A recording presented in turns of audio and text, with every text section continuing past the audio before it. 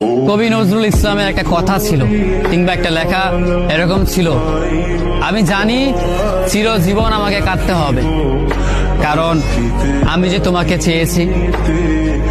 আসলেই আমি যে তাকে চেয়েছি এই জন্য আমাকে সারা জীবন কাটতে হবে, কারণ আমি তাকে কোনোদিন পাবো না, আর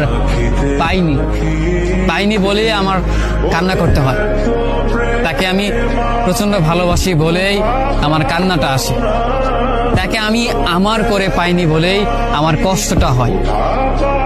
কবি নজরুল ইসলামের লেখাটা খুব দারুণ ছিল। আসলেই তাকে পাইনি বলে আমাকে সারা জীবন কান্না করতে হবে।